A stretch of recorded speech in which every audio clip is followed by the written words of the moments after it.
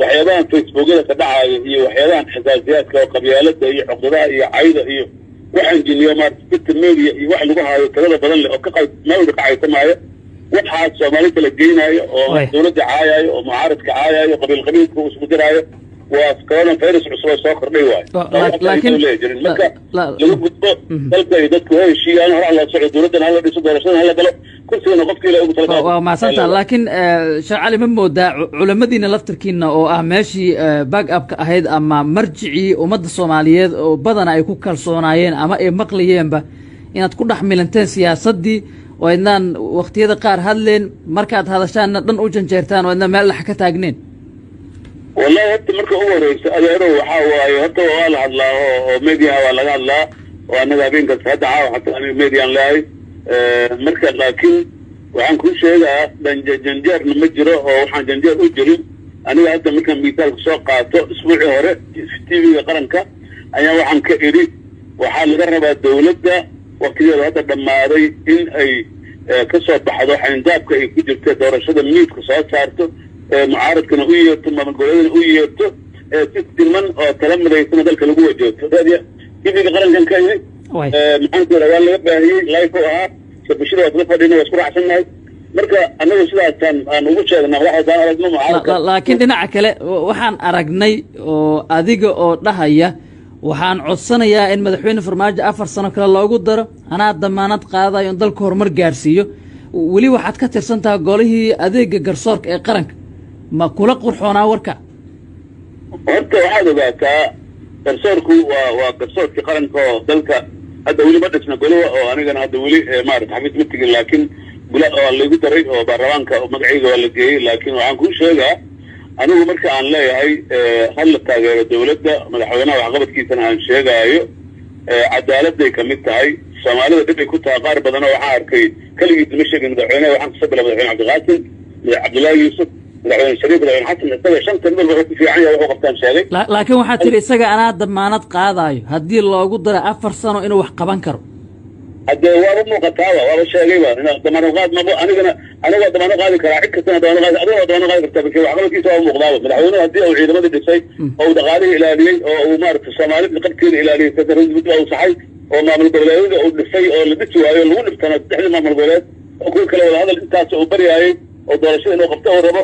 ma santa laakiin qaban lahayo kale taleero madaxweynaha marka intaas dal sheeg karta maxal sheeg karaa madaxweynuhu wax wanaagsan ha qabto ama wax ka qaldamaano adiga laakiin hawshaadi saas ma soo ma guddi madax banaan oo adeeg garsoor oo Soomaali mucaarad muxaafad u shaqeeyaad ka tirsanta xubin ka taa hawshaadu miyay ahayd inaad madaxweyne admaanto oo aad ku talisay inuu soo laabayo fursad la siiyo hawshaadu ma ku jirtaa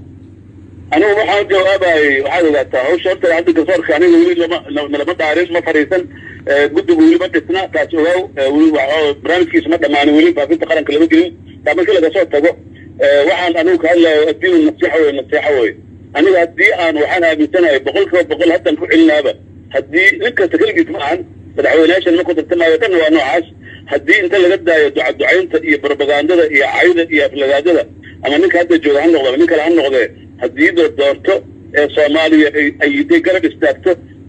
boqol waa la isku hubaa inuu ninkaas wax qaban karo laakiin Soomaaliya waxa weeye yani isjiid iyo nacayb iyo mucaarad qala laga faafsan yahay dalkii iyo qarannimadii dhulka lagu jiidayo iyadoo la ogeyno maanta dhan la caytamaayo maanta dhan qof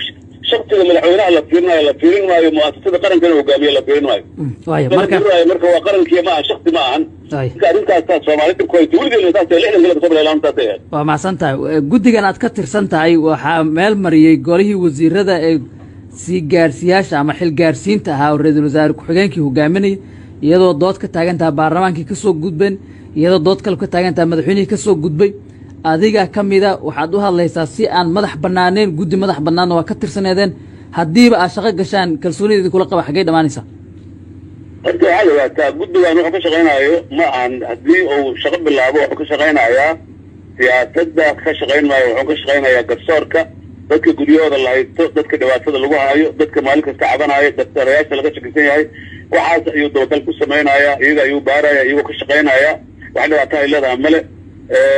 shaqadaasu hadday bilaabato waa la qaban doonaa inta ka sokaana dalka masaalixdiisa dowladnimada istiqraarka doorashada wax naga reebaaye haba yaraatee ma jirto diinteena islaamku qofka isagoo qaadi oo garsoore ah ayuu haddana dacwo dadka ugu yeeri karaa wanaagga sheegi karaa dowladnimada taageeri karaa marka waxyaabaha gaalada qorqorateen anaguna aaminsan waxaan aaminsannaha dawaabida sharciga islaamkaan ka duulnaa waxa wanaagsan oo madaxweynuhu qabtay waa sheegtay dhowr jeer waad ku soo celcelisay waxyaabaha badan ee qaladaadka ka dhacay ay dad badanna qabaan inaanay mudneenba inuu mar kale dalka sii hogaamiyo ma taabat ma aduu ii sheeg hadda waxba kama qabo wixii aad ii sheegto oo ogaan waa ku raaca adiga wax runa ma ogtahay madaxweynuhu qaladaada ka dhacay hadda haddii ma ogtahay wax oo horta qof kaamila ma jiro madaxweynaha iyo dowladdiisaba iyo ra-isul wasaarihiisa iyo xukuumaddooda wax badan oo laga sugaayo 4 sano inay qabtaan oo ay ka gaabiyaan waa jirtaa waxaa kamid a waxaan rajaynaynaa annaga 4 sano in nimankan al-shabaab dhulka dhabay dhulkan laga baneeyo oo dalka isu furmo waa rajaynayna doorashada in waqtigeeda ku dhacdo nidaamkii axsaabta in la abuuro maxaan ku yidhaha fiicod in la aado waxaasoo dhan caqabado badan oo dalkan la xiriira ayaa suurtageli waaye lama qaban way ku gaabisay dowladda waa la dhihi karaa madaxweynaha iyo ra-isul wasaaraha waa la dhihi karaa waa qaba waayeen iyagaaba ixtiraafsan ba intaasaan inaan qaba waa qaba weyne marka laakiin waxa laga hadlaya waxa weeye adeer waxyaabaha qabsoomay oo awoodda dowladdu ay gaartay oo la rabaa in lagu ammaano dowladda iyo xukuumaddiisa madaxweynaha keligiis maana waa mu'asada laakiin waxaan ka hadlaynaa waxa weeye madaxweynuhu wuxuu u qabsoomi waayey kama hadlayno qaladaadka waaweyn ee sharci ah ama qaanuuni ah ee ka dhacay xadgudubyada dowladdiisu geysatay muddada intaa la eegay 4 sano ma ogta adiga wax ma ka ogta maya ma arka ani weli wax oo lagu eedeynayo ama maxkamad la geeyey ama dacwo loogu qabo ama baarlamaanka lagu impeachment lagu sameeyey ama lagu eedeeyo weli ma soo gaarin oo dowladda dhan mise madaxweynaha ka hadlaysa maanta adigu waxaad weydiisay madaxweynaha hadda ka hadlaysa marka adiga dowladda lagu qabsaday ku qabtaa tirii wanaagan aad sheegayso dhanba madaxweynuhu keliis ma qabane dowladdiisa qabatay si la mid ah dowladdiisa qaladaad waaweyn ah ka dhacay ma og tahay oo xisaabka ma kugu jiraan wixii dhacay waaba la ogyahay ma ogtahay wax laga hadlaya wixii dhaca horta sideedaba dowladaan qalad ka dhicin ma jiro haba yaraatee ogow taas dowladaan qaladaad badanaa ka dhacay kuwii ka horreeya waa ka dhaceen kuwii kasii horreeya waa ka dhaceen dowlad aan qalad ka dhicin ma jiro laakiin waxaa laga hadlaya waxa weeye in dowladnimada loo hiiliyo in qofka wanaagiisa loo ictiraafo wixii qalad oo galay haddii uu sanduuqa anugu beri wax doorama baarlamaanka mar ma gelaayo cod kuma lihi laakiin waxaan ka hadlaya waxa weeye oon ka soo horjeedo adeer madaxweyneyaala dalkan soo xukumi jiray in marka dadka qaarkood ay yidhaahiin madaxweynuhu ha ka baxo madaxtooyada madaxweynaha dooran mayno madaxweynuhu waa inuu siyaasada ka degaa maantao dhan mikrofon laga daba qaato cadaalad ma aha danta qaranka ma aha diinta islaamka ma ogola sharaf ma aha taas way waxaan kasoo horjeedna anagu culamadina mas-uuliyiin bulshada ay kirbataan nahay ma ogolin madaxweynaha in doorasho inta galo ama laga adkaado ama uu adkaado waa normal xaq uu leeyahay laakiin madaxtooyada sanduuq ayaa sheegi doona soomaalimaba dooranaysaba laakiin madaxtooyada waxaa lagu joogi karaa oo keliya in qofka la doortay madaxweynuhu haddii waqtigiisu dhammaaday madaxtooyada ka soo bax haddii la yidhahdo ma dhibba wax la yidhahdo ma jiro qaanuunka adduunka mid maahanba soo kasoo baxa madaxtooyada ninka mas-uul waaye wuxuu kasoo bixi karaa madaxtooyada markuu madaxweyne kale xilka ku wareejiyo kasoo bixi karaba diintuna ma ogola qaanuunka adduunkana ma ogola international lawga ma ogola